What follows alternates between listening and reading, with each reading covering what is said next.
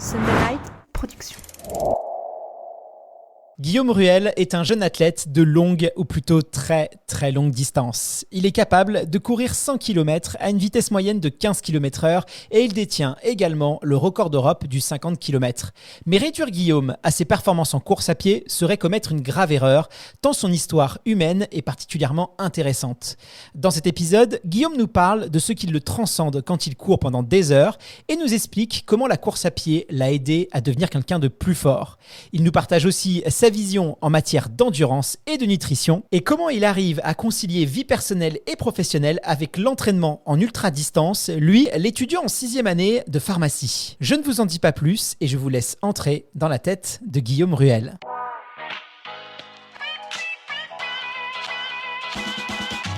Bienvenue sur le podcast Dans la tête d'un coureur, l'émission de toutes celles et ceux qui aiment courir. Trail, route, piste ou encore triathlon, chaque lundi, venez améliorer vos connaissances sur l'entraînement, l'alimentation et la préparation mentale du coureur tout en vous amusant. Bonne écoute!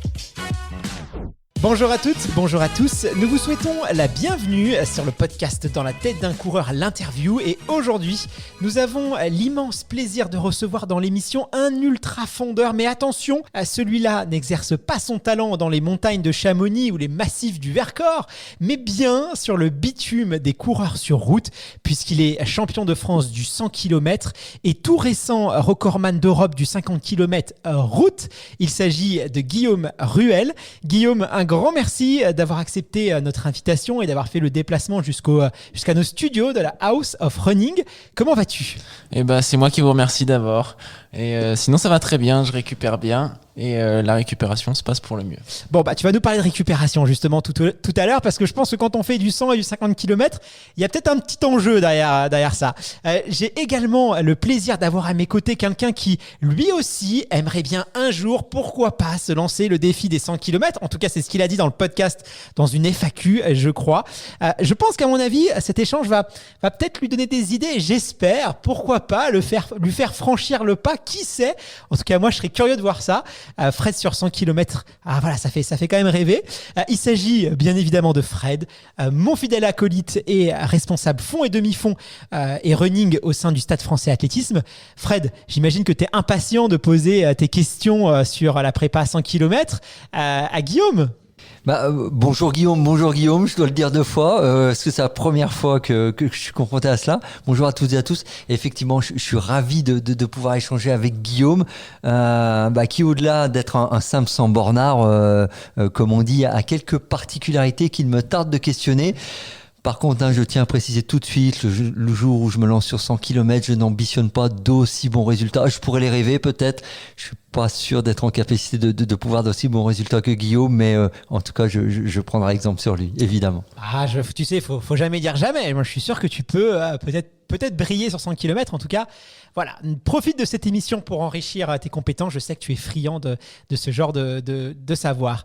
Guillaume, dans l'émission d'aujourd'hui, on va essayer de percer un peu les secrets pour être un bon ultra-fondeur, pour courir, parce que tu cours, je crois, 100 km à plus de 15 km/h, pour donner une petite idée à nos auditeurs et auditrices. C'est quand même un sacré exploit. Moi, je suis quand même assez impressionné de ce que tu fais.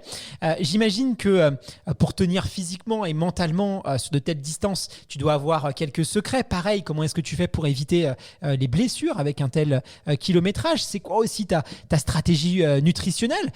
Comment tu fais aussi pour récupérer ? On en parlait tout à l'heure. Bref, moi j'ai plein de questions à te poser.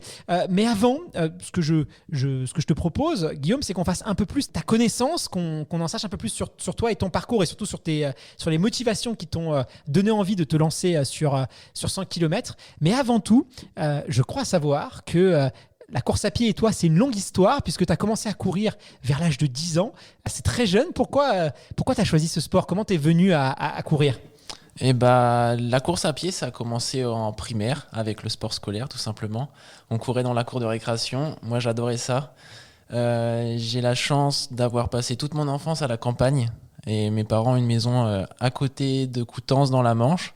Donc, c'était propice. Je passais toutes mes après-midi libres, tout mon temps libre dehors, avec mes animaux de compagnie, avec mes chèvres naines. Je courais après. Et tout simplement, je me suis mis à courir Et en fait, mon papa m'a freiné au début parce qu'il m'a dit non, on va pas t'inscrire au club d'athlé, t'as encore le temps, t'es jeune, etc. Tes parents couraient pas du coup? Non, Parce que c'est assez rare. Souvent, le parcours des coureurs qu'on reçoit, c'est papa ou maman qui courait. Et c'est comme ça qu'on a découvert la course à pied. Et c'est vrai que généralement, les enfants jeunes pensent plutôt au foot, au sport collectif et très rarement à la course à pied s'ils n'ont pas des parents qui sont coureurs eux-mêmes. non, moi, c'est moi qui ai pris la première licence dans la famille. Donc, c'est ma première fierté. T'as tout de suite été attiré par la course à pied. Qu'est-ce qui t'a plu dans ce sport-là? Et bah, à 10 ans, je me suis dit, allez, je vais faire 10 km comme ça. Donc, j'avais fait, on allait retour sur une route d'1 kilomètre par chez moi. Ça avait très bien marché. Enfin, j'étais super content de moi. Mes parents étaient partis, en fait, je sais plus, ils étaient partis à la plage ou faire des courses. Et ils t'ont laissé courir 10 km comme ça dans la rue? Et j'avais dit à mon frère, bah, on va aller sur la route, on va essayer de faire 10 km. Allez sur le périph'. Enfin, il n'y avait pas de périph'. Moi, j'avais pas le droit de passer le pont quand j'étais petit. Toi, visiblement, tu pouvais courir 10 km. C'est bien, t'avais des parents qui étaient à la cool, quoi. Ah bah je suis rentré, je me suis pas fait disputer, au contraire félicité même.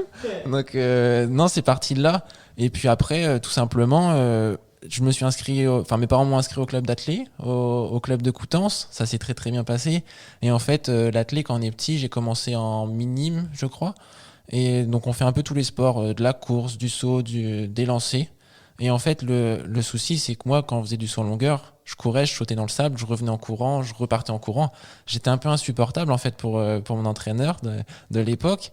Et très vite, bah, on m'a mis dans le groupe du demi-fond, quoi. Et c'est vraiment ce que j'aimais. Et dans ce club-là, à Coutances, il y avait une très, très belle émulation de groupe. J'étais en minime cadet et il y avait déjà des très, très bons juniors. À la même époque, quand j'y étais, l'équipe de cross junior avait fait championne de France de cross. Et moi, je voyais tous ces athlètes-là, c'était des copains, en fait, comme des modèles. Et en fait, on était une petite structure, un petit club de, on va dire, 10 athlètes, 10 ados qui couraient du demi-fond. Et en fait, on se poussait tous vers le haut. Et on était limite dans une démarche professionnelle. On était à fond sur la nutrition, à fond sur le sommeil, sur tous les à quel âge, côté. ça, redis-moi? Eux, ils étaient au lycée. Moi, j'étais au collège. Et on était un groupe, mais... Ah non, on était à fond. Hein. Ah ouais, c'était à 10 ans, moi je suis admiratif parce que moi à cet âge-là, c'était plutôt les bonbons, je vais pas vous le cacher. Ah, c'est clair que c'est admiratif et je retiens un autre élément de ce début d'échange, c'est qu'on met souvent en avant le canicross. Peut-être que Guillaume est également passé à côté de la création d'une nouvelle discipline, le chèvre-nain cross, si j'ai bien compris. Parce qu'il a... Ça vous a pas échappé, il courait avec les chèvres naines, si j'ai bien entendu, ou alors j'ai bien entendu. C'est bien Guillaume, ça, c'est bien bon, ça. voilà. Tu aimes bien les animaux, c'est quelque chose qui, j'imagine, tu parles, je sais pas si tu fais du canicross d'ailleurs, moi c'est un sujet qui m'intéresse de plus en plus parce que j'ai commencé cette pratique-là. Est-ce que tu as un affect particulier pour le monde animal? Alors, je suis bon coureur, on va dire. J'ai un chien qui a 10 ans maintenant. L'objectif, c'était de monter un plan de carrière à 2. Malheureusement, il m'a lâché en fait parce qu'il aime pas courir. D'accord. C'est quel C'est un berger australien. Ah bah ça aime courir normalement les bergers australiens. Et en plus, il s'appelle Haile comme le grand Haile Gebrselassie. Oui, mais il s'est peut-être douté que tu allais le faire courir 100 km, voire plus. Donc peut-être qu'à un moment, il s'est dit, bon, je reste tranquille. Peut-être qu'il est copain avec le chien de Yoko, de Johan Koval. Donc son filet peut-être lui a dit, non, va pas dans cette voie-là. Plus sérieusement, Guillaume, je regardais encore récemment une interview télé suite à ton titre de champion de France de 100 km l'année dernière. Et tu indiquais, comme tu viens de nous le dire, que très jeune, tu parcourais déjà des distances assez longues, 10 km, 15 km.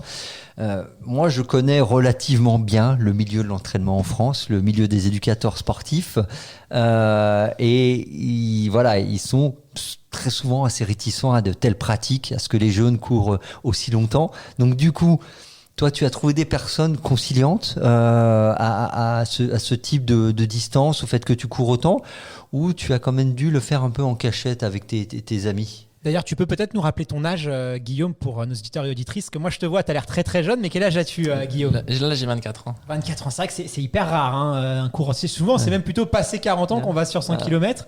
Là, c'est assez rare. Les encadrants, c'est sûr qu'ils étaient assez réticents. Ils étaient assez réticents à cette idée-là. En KD1, dès que j'ai pu faire mon premier 10 km, j'ai fait mon premier 10 km en compétition officielle. Ouais. Et ensuite, j'ai pris un peu mes distances avec le club d'où j'étais de ma ville. L'ambiance se passait assez mal. Les lycéens qui étaient là étaient partis en études supérieures. Le groupe avait un peu explosé. Et en fait, je pense que c'est à partir de là que j'ai réussi à construire ce que je voulais parce que je me suis entraîné tout seul. Je me changeais le soir dans les tribunes du stade, en pleine nuit, j'allais courir. Et à partir de là, personne ne me disait il faut lever le pied, il faut faire moins, etc. J'ai tout fait tout seul, un peu de l'auto-apprentissage, on va dire. J'ai fait des erreurs, beaucoup d'erreurs, mais j'ai appris. Et en fait, je pense que ma force mentale, elle tient de là, en fait. Et toutes les personnes auparavant qui me disaient la vitesse avant tout, tu fais du long, tu vas perdre ta vitesse. En fait, plus je montais en distance, plus j'étais rapide sur le court. Donc moi, ça m'a jamais freiné de monter en distance. Et du coup, je parlais des éducateurs. Alors, tes parents, on a bien retenu l'anecdote que pendant qu'ils allaient à la plage, toi, tu trouvais plus intéressant d'aller courir 10 km.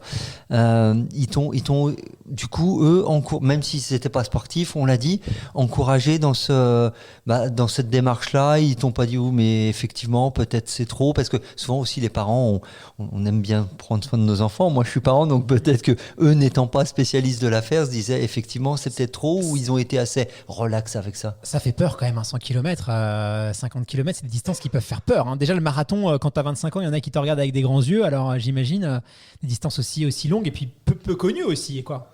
Oui, mais en fait, mon papa, il a fait du 24 heures, il était en équipe de France de 24 heures.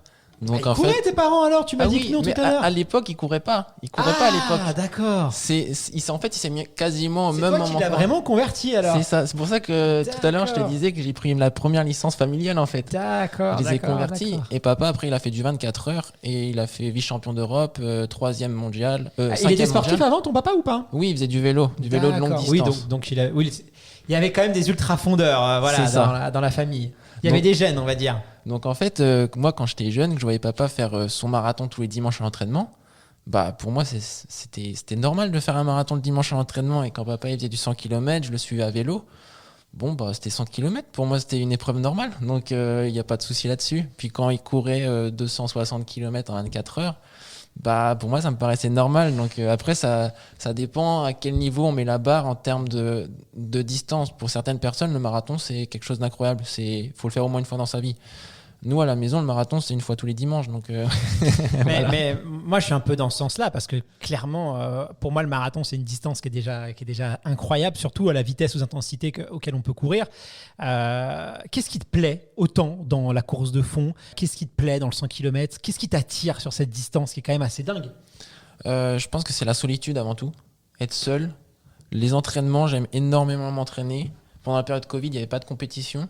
Mais moi, j'étais heureux de m'entraîner. Franchement, l'entraînement, la compétition n'existerait pas. Moi, je serais le premier à aller tout le temps dehors m'entraîner. C'est vraiment quelque chose que j'aime par-dessus tout. Et sinon, c'est être dehors, être tout seul, réfléchir, prendre l'air. Et puis courir naturellement en fait. Mais ça tu pourrais l'avoir aussi sur marathon, tu pourrais l'avoir aussi tu vois, non, c'est vraiment l'ultra. Disons que le plaisir est plus court, du coup ça doit être ça, non? C'est sûrement ça. À quel moment tu t'es rendu compte que tu avais du potentiel, que même si à ce que je comprends dans ce que tu nous dis, t'es pas forcément quelqu'un qui a un esprit de compétition très très fort, ce que tu aimes vraiment c'est l'entraînement, mais quand tu as compris que tu avais quand même une carte à jouer sur l'ultra? Je l'ai compris assez tôt. Quand j'ai fait mon premier marathon à 19 ou 20 ans, les championnats de France de marathon, j'avais fini 4e en toute catégorie et j'avais battu le record de France du championnat en 2,25. Et c'était mon premier marathon, je l'avais fait comme ça. J'étais parti sans montre en fait. J'aime bien courir sans montre pour vraiment la sensation. Et j'avais fait 2,25, ça s'était bien passé. Et en plus, c'était Albi qui n'est pas forcément un parcours très roulant. J'y étais également, donc j'en témoigne. C'est ça, c'était pas super roulant et surtout pas beaucoup de densité en fait. J'ai couru toute la course tout seul. Et à partir de là, je me suis dit, bon, bah, qu'est-ce qu'on fait? Est-ce qu'on mise sur le marathon? Est-ce qu'on mise un peu plus long? Je me suis dit, bon, bah, peut-être faire quelques marathons avant. Au final, j'en ai fait que 2 pour l'instant dans ma carrière. Mais l'idée, en fait, c'est par rapport à ma capacité physique, à mon cardio surtout. Je sais que j'ai des grosses capacités sur le long et ça, c'est ma grosse force, en fait. Tu peux nous donner quelques références chronométriques sur 100 et 50 km et tes performances pour qu'on puisse se rendre compte un peu des intensités auxquelles tu cours? Le 100 km, j'ai fait 6h42. 6h42, ça fait une moyenne de combien? Ça fait à peu près du 15. Un tout petit peu moins, 14, donc, 9. 4 minutes au kilomètre. C'est ça, en moyenne, parce que je suis parti à plus ça fait 16. un marathon, passage en 3 heures. Combien? Non. Passage en 2,37. Oh là, j'étais loin. Mais non, sur 100 km. En fait, c'est ma vitesse moyenne à 15. Mais moi, je suis parti à 2,37 D'accord. et je suis passé en 6h, en Ah, t'as mal géré 3h05. tes allures alors. J'étais ambitieux. C'est ambitieux aussi.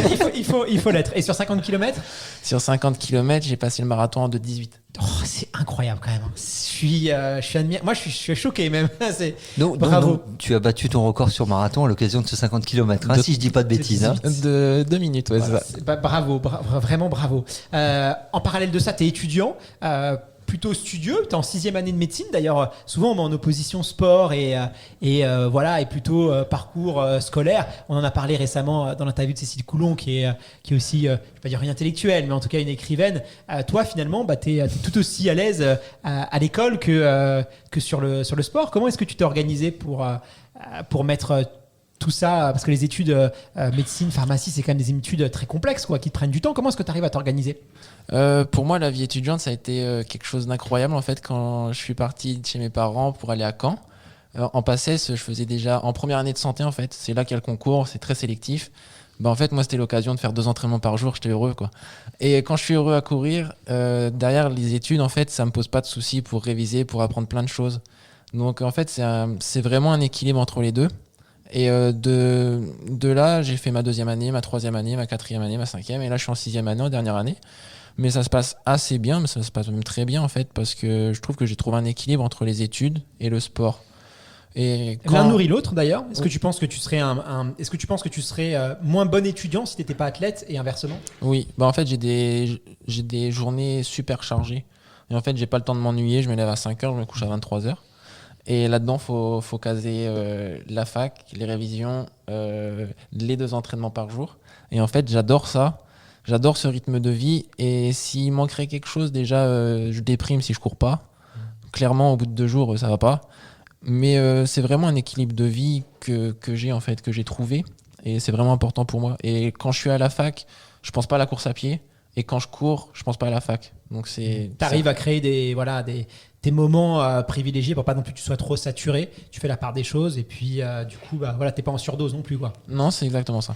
Guillaume semble être dans ce qu'on appelle et qui est très en vogue à l'heure actuelle. Hein, c'est dans le moment présent. Ce qu'il dit bien, quand je fais la fac, je pense pas à la course. Vraiment, il arrive à être centré sur ce qu'il est en train de faire. Et je pense que c'est une clé. Et puis il a l'air heureux dans les différentes choses qu'il fait. Donc ça, c'est une autre clé. Et il est encore assez rare, Guillaume, de voir des athlètes de haut niveau qui poursuivent des longues études. Et lorsque c'est le cas, on constate en fait qu'il s'agit souvent d'études médicales, paramédicales. Parce que je pense par exemple aux frères Gras, à Yann Schrob, par exemple, qui sont tous les trois en médecine. Enfin, les frères Gras ont fini leur cursus. La question qu'on peut se poser, et toi tu es de l'intérieur, est-ce que du coup le monde médical serait plus facilitateur pour l'exercice d'une carrière de haut niveau? Parce que c'est des études très exigeantes qui demandent énormément de temps, et pourtant dans les athlètes de haut niveau qu'on a actuellement en France et qui mènent de hautes études, c'est dans ce domaine-là. Alors là, tu me poses une colle, Fred. Très bien. Mais c'est vrai que c'est assez cohérent, puisque quand on s'intéresse à la performance, on s'intéresse au corps, on s'intéresse au bien-être. C'est assez logique finalement qu'on se dirige plus vers des études de médecine, parce que c'est tourné vers le corps humain, quoi. Ouais, aussi de ce point de vue-là. Puis après, on a une bonne connaissance du corps humain, de comment la mécanique fonctionne. Et je pense que pour la prévention des blessures, pour au moindre petit hic dans la préparation, peut-être c'est plus facile pour se tourner vers les professionnels de santé, savoir ce qu'on a, savoir ce qu'il faut faire. Je pense que de ce point de vue-là, je pense qu'on a la connaissance aussi qui permet d'être plus rapide et dès qu'il y a un petit souci, on saute directement sur le truc, on n'attend pas que le temps passe, on n'attend pas que la blessure s'installe, etc. Je pense peut-être. Et du coup, vis-à-vis de tes camarades de promo ou de ton environnement, on va dire professionnel, mais c'est encore étudiant, comment c'est vu? Parce que Guillaume faisait référence à Cécile Coulon qu'on a interviewée, qui est écrivaine, et vraiment elle dans son milieu elle disait je passe un peu pour une extraterrestre quand je dis si je fais pas de sport je me sens pas bien. Toi avec la carrière on va dire professionnelle, peut-être pas dans le statut, mais en tout cas dans l'intensité que tu y mets vis-à-vis du sport, comment c'est vu? Est-ce que tu passes pour un ovni ou finalement c'est quelque chose d'assez commun et normal pour tes camarades, tes collègues, tes responsables à la fac? Alors pour les responsables de la fac, un peu comme un ovni, parce qu'ils me félicitent souvent de mes résultats, de mon double parcours, du cursus en fait que j'arrive à mener. Après, la fac de Caen essaie de m'aménager au maximum les cours. Ils essaient de faire leur maximum. Je sais que c'est pas facile pour eux non plus parce qu'ils ont des contraintes et le sport de haut niveau en France, notamment à l'université, c'est pas forcément aidé dans toutes les facs. Eux font leur maximum. Après, du point de vue des étudiants, oui, il y en a qui me félicitent. Après, je suis quelqu'un de très très discret et j'aime bien me mettre au fond du cours et rester à ma place et j'aime pas trop flamber sur ce que je fais. Donc, je reste assez modeste, assez discret. Après, forcément, quand il y a des performances comme ça, quand ça attire l'œil, il y a toujours des jalousies et des mauvaises langues. Donc, après, c'est dans tous les sports, dans tous les milieux. Donc bon, ça, j'en tiens pas compte. Guillaume, je te propose maintenant qu'on s'intéresse à ta prépa. J'imagine que courir un 100 ou un 50 km, bon, ça s'improvise pas trop, on va dire.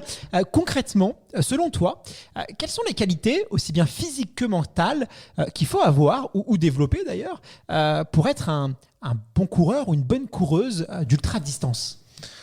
Alors pour moi l'ultra-distance, donc ça commence à partir après le marathon, parce que le marathon c'est du fond et après c'est de l'ultra-fond, de l'ultra-distance.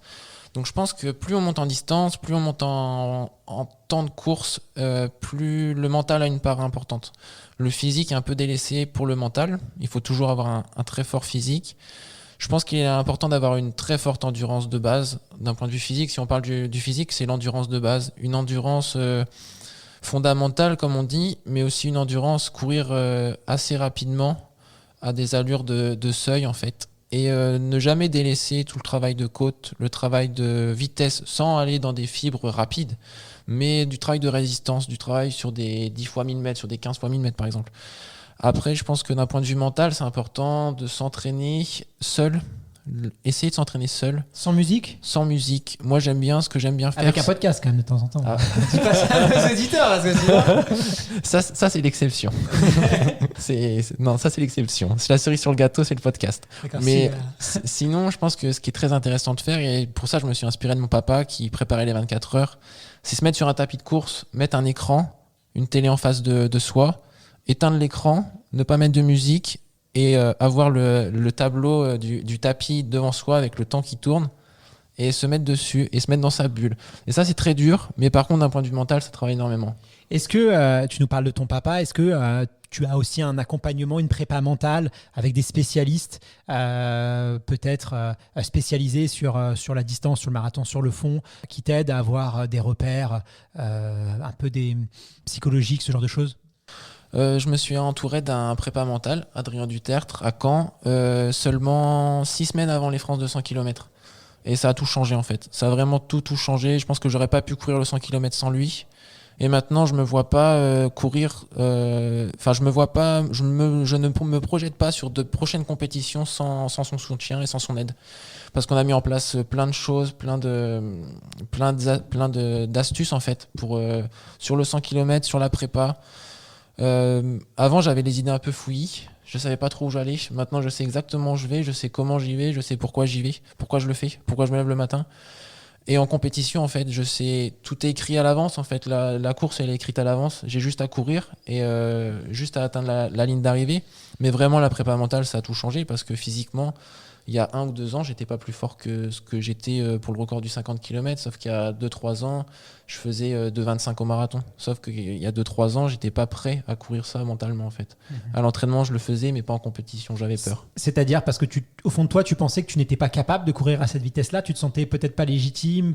C'était ça qui te bloquait ? Ouais, j'avais peur de courir avec le groupe de tête. J'avais peur de prendre des risques. Là, sur le 50 km, je suis parti sur les bases du record du monde à 3,12, 3,13 au kilomètre. Et en fait, j'avais pas peur, je me sentais juste bien dans le groupe. Et plus les kilomètres passaient, plus je me disais que en fait, c'est ma place. Et en fait, j'ai bien fait de suivre le groupe, quoi. Même si à la fin, c'est compliqué, forcément. Mais je manquais peut-être un peu d'ambition avant. J'avais énormément d'ambition à l'entraînement, mais j'avais peur en compétition de courir. J'avais peur de bien faire, surtout. Mais c'est pas évident que ça, parce que souvent, on s'imagine toujours que son voisin est plus beau, plus fort, qu'il souffre moins, qu'il est... Voilà, et puis on se pose toujours, je pense qu'intuitivement, on se met toujours un peu derrière les autres. Et ça, c'est quelque chose qu'il faut travailler effectivement sur la prépa mentale, parce que, malheureusement, c'est assez humain, quoi. D'autant plus que sur les courses de fond et d'ultra-fond, globalement, les stars internationales ne sont pas normandes.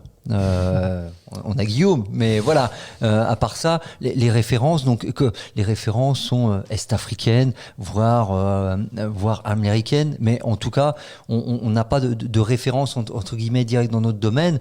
Donc je comprends et j'entends ce que peut dire Guillaume, d'autant plus que je précise que la course à laquelle il a participé et au cours de laquelle il a battu le record d'Europe du 50 km avait été une course montée pour battre le record du monde qui a été battu d'ailleurs, et Guillaume finit 5e de la course à 4 minutes 7, excuse-moi, à 7 minutes du record du monde, et il est parti avec ce groupe-là. C'est-à-dire que, voilà, à un moment, effectivement, on peut comprendre et entendre c'est un peu se sentir illégitime ou pas forcément à sa place dans ces groupes-là, parce qu'on n'a pas grandi avec cette idée-là que les coureurs français, là, je taquinais un peu sur la Normandie, mais pas que la Normandie évidemment, mais que les coureurs français, voire européens, étaient obligatoirement des seconds couteaux. Et je le dis pas par irrespect envers les coureurs européens, attention, mais que ça pouvait être l'idée qu'on en avait, et que de toute façon, si on voulait être dans le haut du panier, il fallait de toute façon venir du Kenya ou d'Éthiopie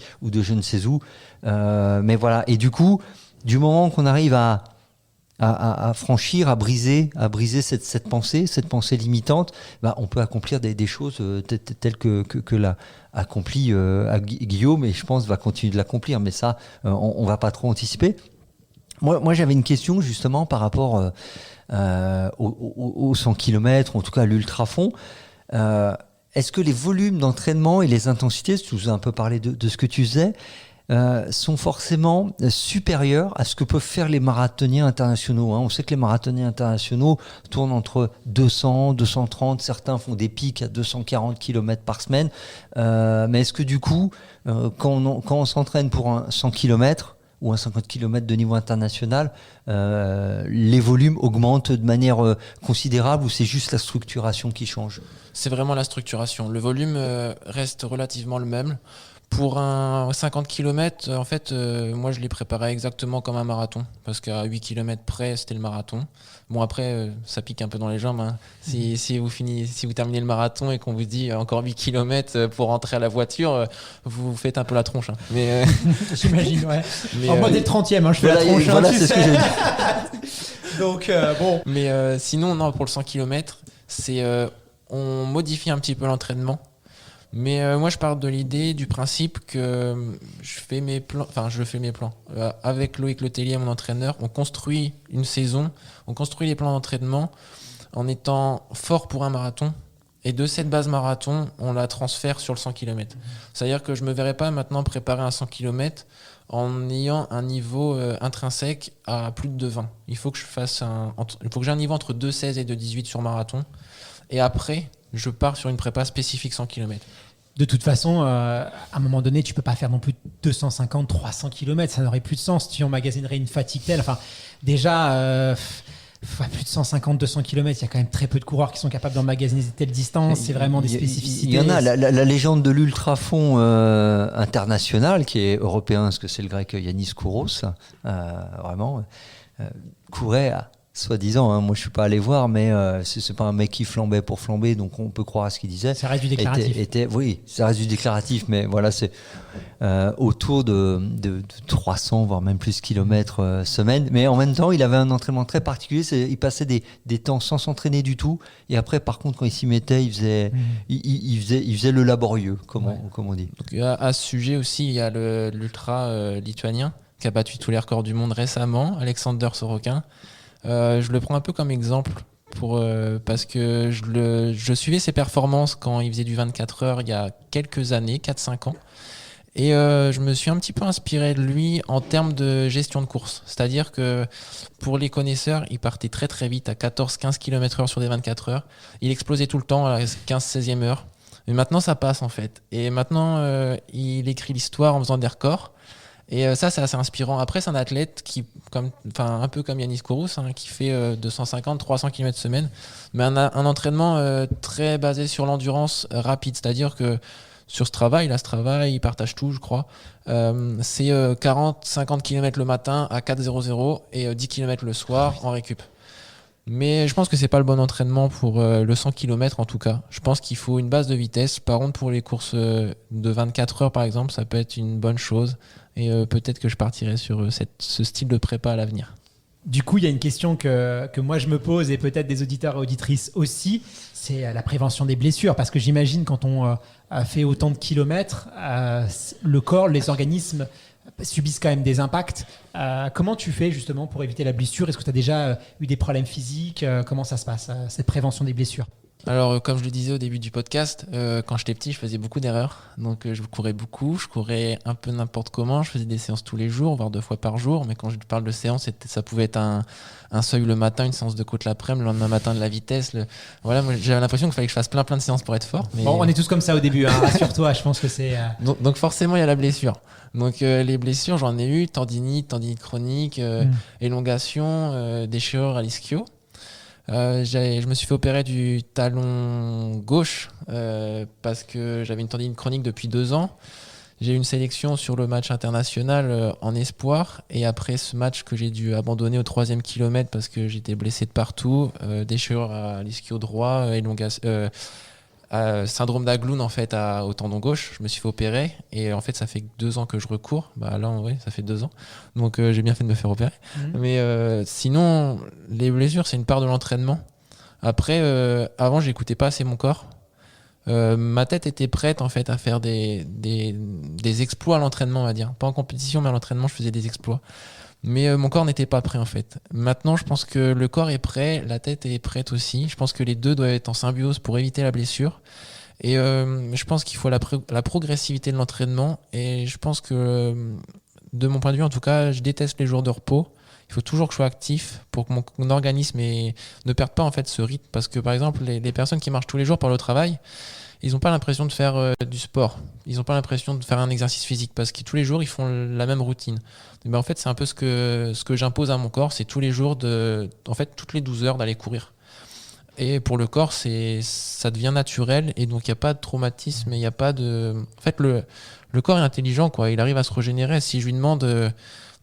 si je lui donne beaucoup à faire tout le temps, et en fait il va mettre des mécanismes pour se régénérer au maximum. Si je lui demande de rien faire et du jour au lendemain je lui dis allez maintenant on court 30 km par jour, là je vais me blesser dans tous les sens. Alors, et du coup ça veut dire que tu n'appliques pas je dis la sacro-sainte, c'est pas forcément pour moi, hein, mais la sacro-sainte coupure hebdomadaire, le repos au moins 1 jour par semaine.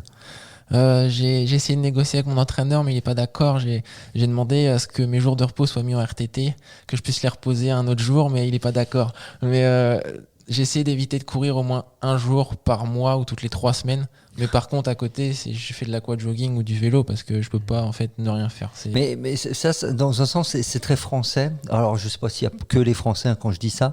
Je me rappelle avoir rencontré lors d'un stage en Éthiopie une athlète britannique qui elle nous indiquait qu'elle n'avait jamais de jour de repos en fait, que le jour de repos c'est un jour où elle allait faire un footing de 6 km vraiment easy, mais c'est le repos absolu genre glandouille, il n'y a rien à faire, quasiment jamais sauf à l'approche des compétitions. Donc c'est aussi des conceptions entre guillemets d'entraînement culturel. Les Kenyans et les Éthiopiens sont quand même très attachés à leur jour de repos dans la semaine, notamment le dimanche. Voilà. Après, c'est vrai que c'est culturel, je pense, et puis chacun avec les uns et les autres. Moi, je sais que tu me donnes pas de jour de repos, je me dégoûterais, quoi. Tu vois, j'ai vraiment besoin de ce jour-là pour moi et je l'apprécie. Après, ça me fait du bien de l'avoir. Si j'étais en manque de courir, je me l'imposerais pas. Mais comme tu dis, bon, il y a les questions de récupération. Je pense que le corps est une magnifique machine d'adaptation. Si on fait les choses intelligemment, de manière progressive, qu'on permet au corps de se récupérer, qu'on lui en demande pas trop sur la nutrition, le sommeil, voilà, qu'on essaie de quand même prendre soin de son corps, notre corps est capable de s'adapter et de bien nous le rendre. Après, voilà, faut pas déconner sur la récup, le sommeil, la nutrition. Et justement, j'aimerais qu'on parle un petit peu de nutrition parce que j'imagine que sur 100 km, ça doit quand même avoir un rôle crucial. On entend souvent d'ailleurs que sur l'ultra-fond, la problématique énergétique, elle est quand même centrale. Comment ça se passe, toi, la nutrition ? Quel regard tu portes par rapport à ça ? Est-ce que tu es accompagné par un diététicien ? J'imagine que tu dois brûler aussi énormément de calories avec les entraînements que tu fais. Donc voilà, comment ça se passe ? Alors, quand j'étais plus jeune, j'avais un petit peu des soucis avec l'alimentation. Du fait de faire beaucoup de sport, forcément, il y a une grosse dépense énergétique. Et je m'alimentais pas assez en face en fait. Parce que quand je fais des journées à 30 km, voilà, il faut que je mange au moins 4000 calories, quoi. Sauf que je suis pas un très grand gourmand. Donc de ce point de vue-là, c'était un peu compliqué quand j'étais jeune. Je me blessais aussi beaucoup à cause de ça. Et c'est vrai que quand on est jeune, je me disais, c'est vrai que si je fais 2-3 kilos de moins, c'est vrai que j'avance un peu mieux en fait.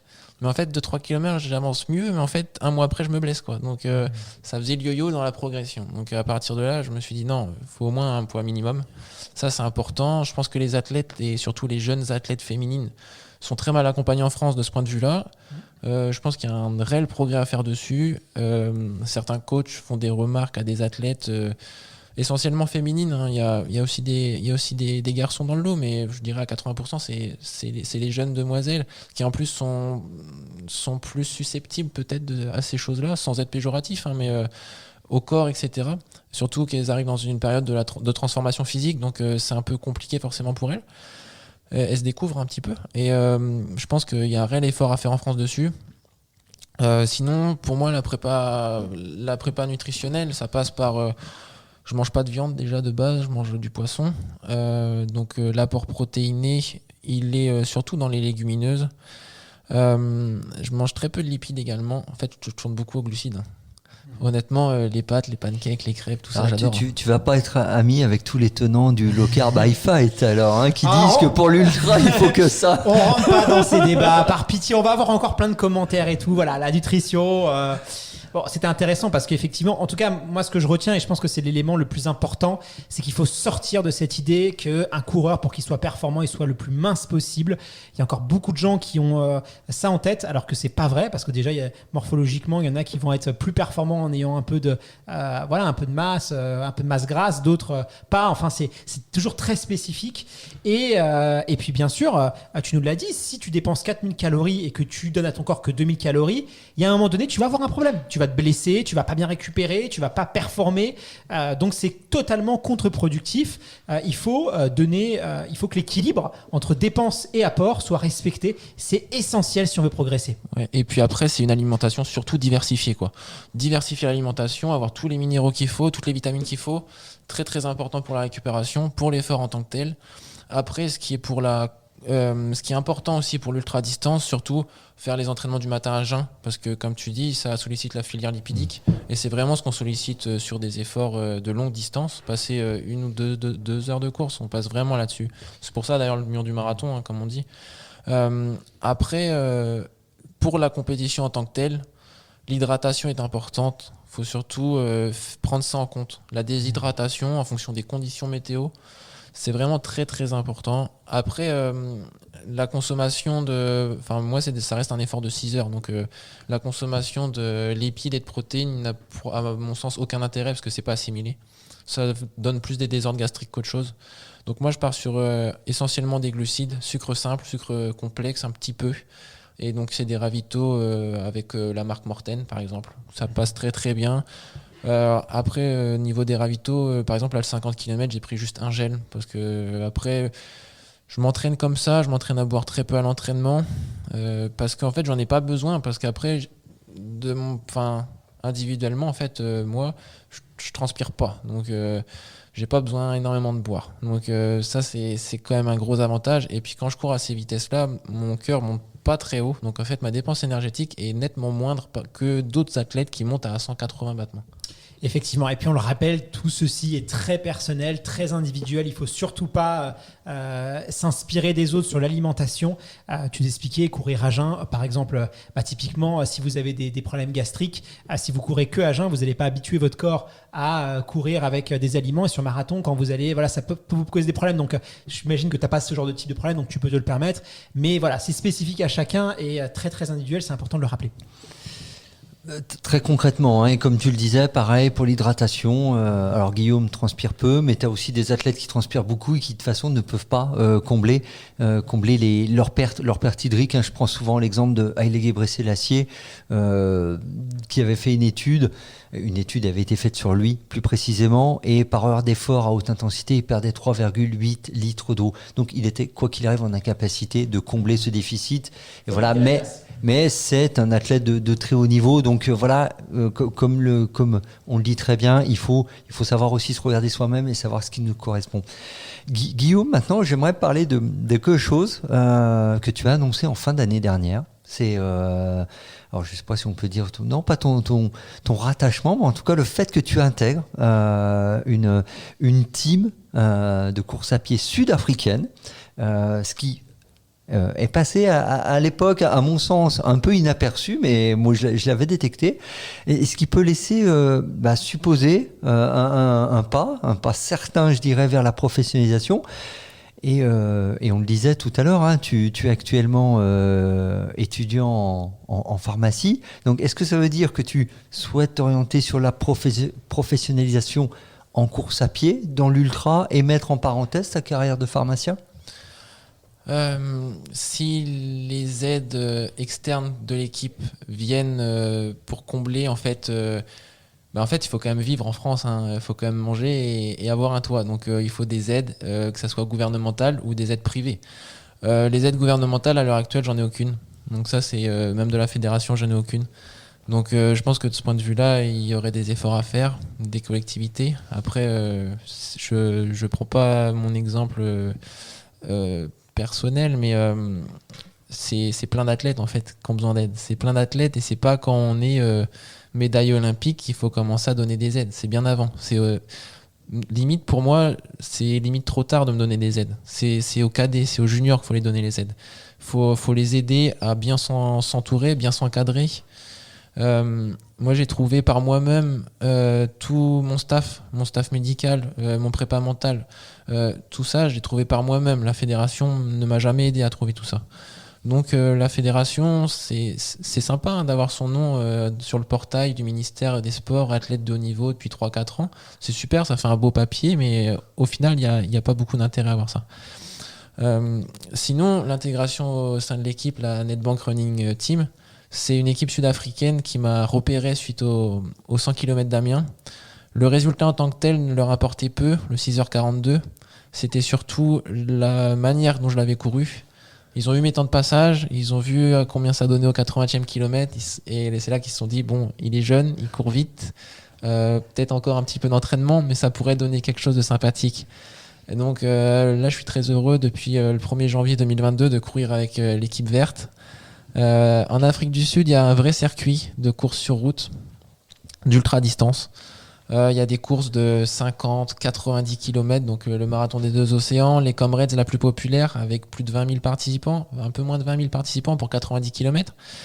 C'est diffusé sur Supersport, c'est un peu l'équivalent de Eurosport en Europe, donc pendant 12 heures. Donc forcément, il y a des retombées médiatiques, des retombées financières, ce qui permet aux athlètes sud-africains de ces équipes d'être professionnels, en fait, tout simplement.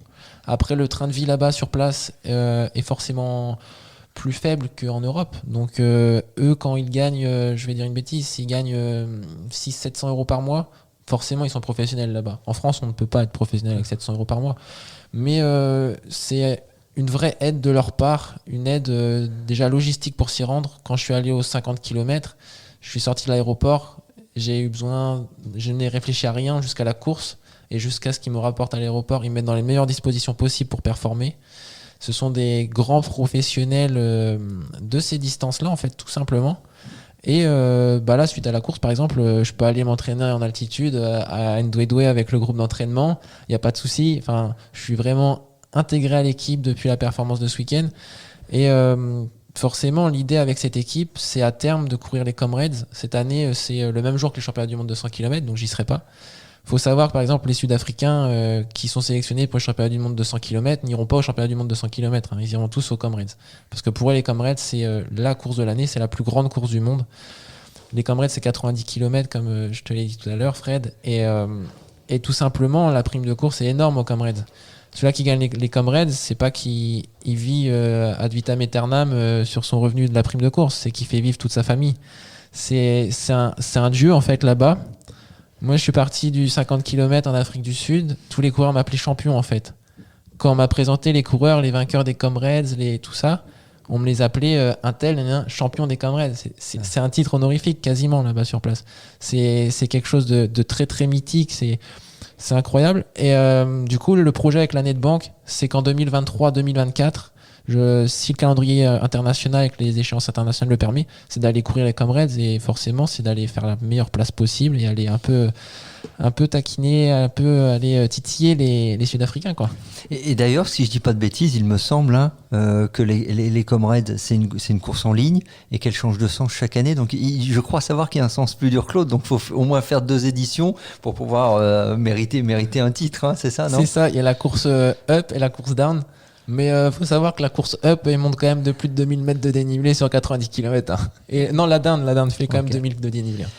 Et donc, dans ton quotidien d'athlète, rejoindre cette team, la Nedbank Team, qu'est-ce que ça... Là, tu nous as parlé de la course quand elle est là-bas, tu as été prise en charge. Super, mais au quotidien, est-ce que ça a changé concrètement quelque chose ? Au quotidien, ça n'a pas changé grand-chose. En France, ça n'a pas changé grand-chose. Par contre, sur une projection future, ça change pas mal de choses parce que ça me permet d'intégrer, comme je te l'ai dit, le groupe d'entraînement en altitude à Ndouedoué. Ça me permet d'être en contact avec les entraîneurs là-bas qui sont vraiment spécialisés là-dedans. Parce qu'en France, il y a très peu d'entraîneurs spécialistes de l'ultra-distance. Quand je parle d'ultra-distance, c'est ultra-distance performance en fait. C'est pour aller chercher des chronos, des grosses performances. C'est pas pour être finisher en fait. Là-bas, c'est vraiment la performance. Après, c'est déjà très bien les gens qui le font pour être finisher et c'est voilà. Moi, je suis plus dans ultra distance pour la performance. Et c'est d'avoir tout ce réseau-là en fait sur place et de pouvoir m'entourer d'encore plus de personnes, encore plus spécialisées et de pouvoir m'épanouir en fait sur l'ultra distance parce que c'est le seul pays avec le Japon où il y a des équipes professionnelles. Donc forcément, si on reste en France, comme tu dis tout à l'heure en Normandie, que je cours à compter les vaches, je vais pas aller très loin au championnat du monde, quoi. Donc je pense qu'il faut s'entourer des meilleurs, des gens qui ont la connaissance. Il faut prendre à droite, à gauche ce qui se fait de mieux. Et je pense que c'est par là que passe le progrès en fait, c'est savoir s'entourer des bonnes personnes au bon moment. Et est-ce que du coup, à terme, pas forcément demain, mais il est possible, il est envisageable pour toi, du coup, d'aller t'installer même temporairement avec la team là-bas en Afrique du Sud et de vivre l'expérience à fond le temps que tu pourras être avec eux pour justement être avec que des gens qui pratiquent ta distance et arrêter de courir avec les chèvres naines notamment. À l'image d'un Julien Vanders par exemple sur marathon qui est parti vivre au Kenya, quoi. Est-ce que toi c'est une vie qui... Tu as l'air très passionné par l'ultra-distance. Est-ce que t'installer en Afrique du Sud, c'est pas quelque chose qui te branche ? C'est quelque chose qui me branche forcément. Mais après, j'ai ma vie ici en France. J'ai ma copine qui est ici. J'ai mes parents, j'ai mon frère. Ah, tu l'emmènes avec toi, allez. C'est sympa l'Afrique du Sud. Ouais, c'est sympa. Mais après, les camps d'entraînement, là-bas, je suis allé au Kenya quand j'avais 19 ans. C'est bien un mois. Toute l'année, c'est dur. Quand on est blessé, c'est compliqué. C'est pour ça que tout à l'heure, je vous ai dit, faut prendre ce qu'il y a de bon à prendre et pas tout prendre. Je pense qu'il faut amener une part un peu de ce qu'on fait de bien en Europe, parce qu'on fait des choses bien en Europe aussi. Par exemple, tout à l'heure, quand je te parlais du système universitaire français, le système universitaire américain, j'ai été contacté par des universités pour les rejoindre également il y a 2 ans de ça. Mais le système universitaire américain, pour moi, c'est très bien. Il y a des champions qui... Mais en fait, pour moi, c'est un peu comme si on prend une boîte de 12 œufs, on la prend et on la jette contre le mur, quoi. J'avais lu ça dans un livre et en fait il reste quoi, un œuf peut-être à la fin, et 11 athlètes qui sont cassés physiquement, et 11 athlètes qui ont perdu 3-4 années de scolarité, qui se retrouvent en France et qui font des petits boulots à droite à gauche. La sélection naturelle dans sa version la plus tragique. Guillaume, j'aimerais qu'on aborde un aspect de ton nouveau choix de carrière sportive auquel on doit forcément penser lorsque on prend la décision que tu as prise. La course de fond, l'ultra-fond en tout cas sur route, c'est pas forcément la plus populaire en France et dans le monde. Si on la compare par exemple à l'ultra trail notamment. Comment est-ce que toi tu te projettes dans le futur ? Est-ce que tu penses que tu as ta place, qu'il y a un avenir dans la course ultra sur route ? Est-ce que tu regardes un petit peu ce qui se passe sur l'ultra trail ? Est-ce que tu échanges d'ailleurs avec des coureurs d'ultra trail ? On pense à François Daen, Xavier Thévenard, qui peut-être vous avez une expérience commune à partager ensemble. Comment ça se passe ? Est-ce qu'il y a des passerelles ? Comment tu vois ça, toi ? Je pense que pour faire du trail en montagne, il faut être originaire de la montagne pour en faire pour la performance. C'est pas mon cas. Quand j'étais petit, j'aimais bien faire des kilomètres verticaux. J'avais été champion de France, champion du monde moins de 20 ans. Donc ça, j'aime bien. La descente, j'aime pas du tout. Donc on pourrait faire une course ascensionnelle très longue distance, hein, mais par contre, on descend pas. Après, pour moi, le trail et la course sur route ultra distance, c'est deux choses à part. Je pense que l'effort est le même en termes de durée, mais en fait, c'est un peu comme si on comparait un crossman avec un routard. Un routard passerait en cross. Le crossman passerait sur route, mais en fonction s'il y a un cross plein de boue, il passerait peut-être pas forcément, quoi. Et je pense que l'avenir du 100 km, de l'ultra distance en France, pour moi, il n'y a aucun avenir actuellement pour la professionnalisation, parce que les instances ne mettent rien en place. Pour moi, ça reste de l'amateurisme en France. Il y a une féminine qui court très bien aussi en France, Camille Chéniaud, qui a fait la 2e perf française de tous les temps. Sur son premier 100 km à Amiens, on en parle très peu. Pourtant, c'est une super athlète, une super marathonienne. Je pense qu'il manque un attrait des sponsors, un attrait des marques pour développer ces distances-là. Comme on peut le voir en Afrique du Sud, en fait. Mais pour l'ultra-distance en France, pour moi, ça reste du loisir. Les courses, ça reste du loisir. Suite au championnat de France de 100 km, j'ai reçu des propositions pour courir aux 4 coins du monde, mais vraiment partout. Aucune en France. Donc je pense que ça mesure bien... le côté culturel, ouais. Le côté culturel, ouais, c'est ça. Et c'est paradoxal, dans un sens, parce qu'il me semble que la France, au moins en Europe, je ne vais pas prendre d'engagement sur le reste de la planète. Et le pays, alors ça a changé parce qu'il y a quelques courses qui ont été annulées, mais où il y avait le plus de 100 km qui était organisé de 100 km et de 24 heures. Donc c'est assez paradoxal finalement. Ouais, tout à fait. Il y en avait énormément, mais en fait, il y en a de moins en moins, tout simplement. Après, le trail se développe énormément aussi. Donc sûrement des coureurs sur route passent au trail. C'est très bien, hein, parce que ça permet de développer la course à pied dans tous ses états, dans tous les reliefs, dans toutes les régions de France. Et ça, honnêtement, c'est très très bien. Après, il y a des très belles organisations aussi en France, hein. Le 100 km de Belvès, le 100 km de Millau qui est très mythique. Ce sont des très très belles organisations. Après, ça reste des compétitions où forcément, en fait, il n'y a pas de prime de course, donc ça attire pas l'élite. Après, on le fait pour le plaisir. Voilà, on le fait pour le plaisir. Et je dirais même avec la particularité, Millau, il n'y a même pas de podium. Parce qu'ils partent du principe que le premier comme le dernier vont recevoir exactement la même chose. Donc, on est vainqueur de Millau, comme Bruno Obi qu'on a reçu. À l'époque, il a gagné à de multiples reprises, mais on n'a pas un podium avec une médaille spécifique. Et Guillaume parlait des connexions, si on avait eu, par exemple, avec les ultra-trailers actuels. Est-ce que tu as eu aussi des connexions, parce que tu es un peu un ovni dans le monde des 100 bornards, avec les anciens champions. Là, j'ai parlé de Bruno Obi, avec qui on avait échangé, mais aussi Pascal Fétizon, qui, il me semble, détient toujours le record de France. Est-ce que, suite à ton titre de champion de France et quand même ta grosse perf pour un premier 100 km, pour un jeune homme de 23 ans, il y a eu des contacts qui se sont noués, ou chaque génération reste un peu dans sa génération? Oui, il y a eu des contacts qui se sont créés, notamment avec Laurence Klein, là, elle s'occupe du 100 km maintenant en France. Pascal Fétizon était aussi sur la course, je l'ai croisé au 70e kilomètre. J'espère que je lui ai fait un petit peu peur. Mais je me suis un peu calmé quelques kilomètres plus loin. Mais non, j'ai pas vraiment gardé contact plus que ça. Après, je pense que chaque génération est à part, mais pour moi, c'est toujours une source d'inspiration, en fait. Pascal Fétizon, ce qu'il a fait, je connais sa carrière, en fait. Je connais ses résultats, j'ai quasiment par cœur, en fait. Mais comme Alexander Sorokin, en fait, c'est des personnes desquelles je m'inspire beaucoup.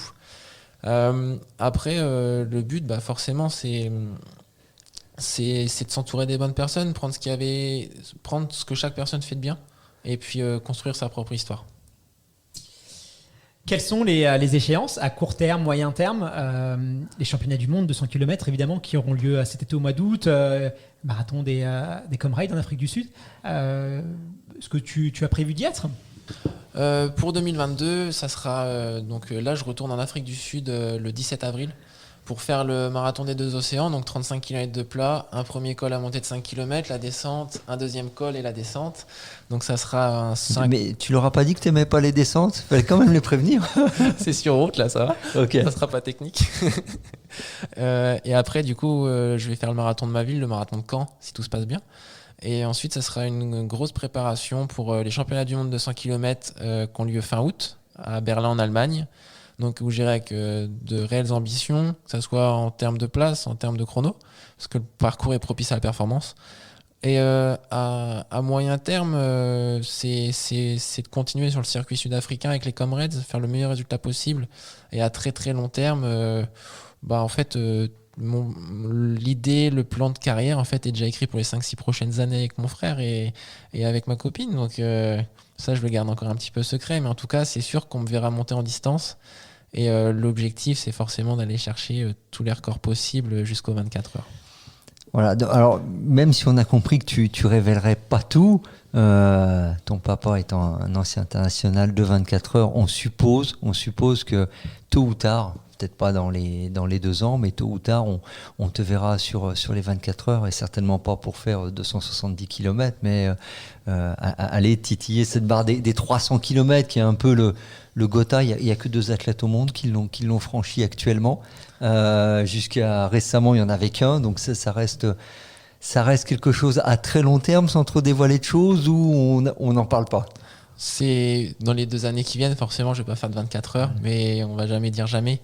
Mais forcément, avant mes 30 ans, je pense que j'y passerai.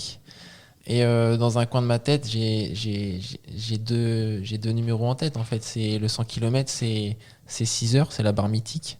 C'est tenter le tout pour le tout. Je pense que dans les 2-3 ans qui viennent, je tenterai une tentative de record du monde, tout simplement. Je tenterai de partir sur les bases de moins de 6 heures pour être le premier à courir en moins de 6 heures. Et c'est pour ça qu'en fait, j'ai besoin d'aide, j'ai besoin de partenaires pour monter tout ce projet. Et sur le 24 heures, le rêve, forcément, c'est la barre mythique, c'est les 300 km. Après, pour l'instant, j'ai jamais couru plus de 100 km, donc je vais pas m'avancer. Mais c'est pas quelque chose qui me fait peur, en tout cas, en termes d'allure, en termes de vitesse. C'est quelque chose que je pense possible et imaginable. Après, au-delà des records, ce qui fait un athlète, et c'est ce que la Netbank aussi m'a dit, c'est ce qui fait l'athlète, c'est la performance en fait. On a beau être recordman, si on fait pas de podium, si on brille pas sur les championnats, c'est un peu dommage. Donc l'idée, c'est de mener les deux de front. Les records s'envolent, les titres restent. C'est Exactement. Ouais, et du coup, alors moi j'ai une petite question qui va peut-être plus être technique, mais qui va parler aux sans-bornards. Il y a déjà une course qui est un peu identifiée pour cette tentative de moins de 6 heures. On dit souvent que Winschoten est la place où réaliser une grosse perf sur 100 km. Winschoten, c'est aux Pays-Bas. C'est au début du mois de septembre, pour ceux qui ne connaissent pas forcément le 100 km. C'est une boucle de 10 km qui est visiblement, je ne l'ai jamais couru, parce que j'ai jamais couru de 100 km, mais je connais, visiblement très propice. Ou est-ce que pour l'instant, l'objectif n'est pas forcément fixé sur un parcours? Le parcours n'est pas encore fixé. Winschoten, c'est le plus rapide forcément du monde pour l'instant. Tout à l'heure, tu parlais des épreuves d'ultra-distance en France. Et j'ai envie de te dire, pourquoi on ne montrait pas une épreuve pour aller chercher ce record? Bon, écoute, le rendez-vous est peut-être pris. Et on sera ravis d'être là, si ça se monte. Guillaume, si tu connais un peu le podcast, tu sais qu'on termine toujours nos interviews avec cette question. Si tu pouvais, alors d'habitude je dis 15, 20 ans en arrière, mais comme tu as 25 ans, je vais dire, allez, 12 ans, 11, 12 ans en arrière, quel conseil tu donnerais au petit Guillaume de 12, 13 ans? Je lui dirais de s'écouter soi-même en fait, de ne pas faire attention aux autres, s'entourer des bonnes personnes, aller de l'avant, toujours foncer. En fait, je dirais au petit Guillaume de créer sa propre histoire en fait. Et aujourd'hui, en fait, je changerais pour rien au monde ce que j'ai fait dans ma jeunesse. Je changerais rien au monde et je continuerai en fait sur cette voie. Je dirais au petit Guillaume d'être ambitieux, de ne pas avoir peur Et oui, voilà. Je lui souhaiterais beaucoup de courage en tout cas. C'est déjà pas mal. Écoute Guillaume, ça a été un réel plaisir de discuter avec toi et d'en savoir un petit peu plus sur ce monde obscur, qui était pour moi obscur, des 100 et 50 km. C'est un plaisir justement, c'est ça que j'aime dans la course à pied. Tu vois Fred, c'est la diversité des profils, des motivations, des histoires. Il y a autant de coureurs qu'il y a d'humains quoi en fait. Exactement, et pour le coup, là et je le dis avec beaucoup d'affection et d'admiration, on a pu échanger avec un ovni, parce que comme tu le disais en introduction, souvent sur 100 km, sur l'ultrafond et encore plus sur route, on a rarement j'allais dire des personnes déjà de moins de 30 ans, c'est rare, alors de moins de 25 ans, ça l'est encore plus. Donc c'était vraiment un réel plaisir et surtout de rencontrer une personne si positive et convaincue de ce qu'elle peut faire. Et sans peur de l'ambition qu'elle a affichée. Donc vraiment, je suis vraiment ravi et je veux dire conquis par l'échange qu'on a pu avoir. Merci Guillaume. Merci Guillaume, et puis j'espère que nos auditeurs ont pris et auditrices ont pris tout autant de plaisir à t'écouter que nous. En tout cas, ça a été vraiment hyper intéressant de te recevoir sur le plateau. Donc vraiment un grand merci et à très bientôt. J'espère peut-être qu'on te recevra un jour pour célébrer un record du monde ou un titre prestigieux. En tout cas, c'est tout le malheur qu'on te souhaite. Un grand merci à vous. À bientôt. Au revoir.